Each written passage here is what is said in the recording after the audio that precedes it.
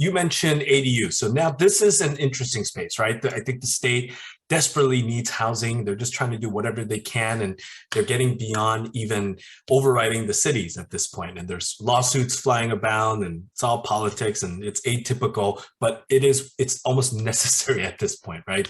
To provide immediate housing. And obviously ADUs and accessory dwelling units have finally iterated or evolved from 2017, where it's like, oh, you could build a tiny one and you could convert, but cities can say yay or nay, and they all almost to a T said no, right? They limited it. Then every year it got a little bit better, and I think 2020 blew open doors, and they were just like, nope, you could do 2 and 1 and a junior, no parking, and they're going to give you by right and quick plan check and all of this good stuff. So with that being said, I guess the opportunity for multifamily owners and investors would be to look at non-living space, right? And seeing, like you had said, that example. Well, up until 2 years ago, you couldn't build an ADU on multifamily, right? I mean, it was all single family, right? Yeah. It was all single family. So this ADU in multifamily is very new, and obviously,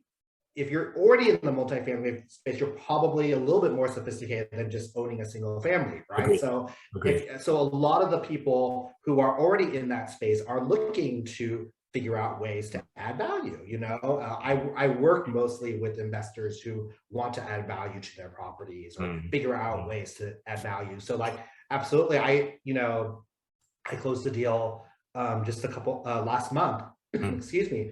It was one of the first multifamily ADUs that was approved in the city, so and so he went from 5 to 6 units, so like every unit that comes on is more housing, like you said. And so they are absolutely, the state and the city are trying to push developers to add more housing, and people are, and a lot of the listings now that I see that are coming through are like, hey, possibility for ADUs or RTI for ADUs or like stuff like that. Like, that's definitely a big selling point and something that a lot of buyers are looking for.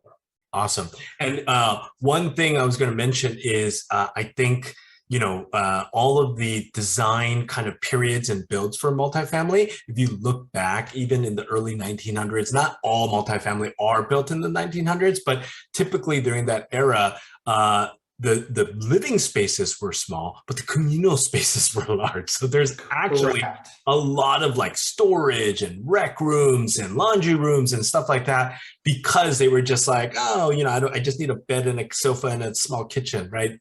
No need for like 2,000 square feet. And then they really wanted residents in that apartment to get to know each other. It was a different time, obviously, than now, right? So that seems like the perfect kind of, designed, if they haven't done anything since that original build, if you could find those properties, they'd be primed to be able to convert to ADUs. Absolutely. And speaking of, like, I definitely see more and more developments moving into kind of the co-living space. And that's very much that style that you're talking about, like small living, like bedrooms, but large communal areas, where people can congregate and stuff like that. So I'm definitely seeing more and more of those on the market.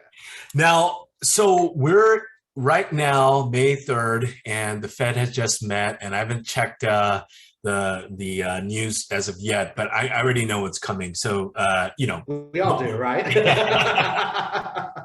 Rates are going up, and they're already jumped up to a point where conventional rates are in the 5s right now.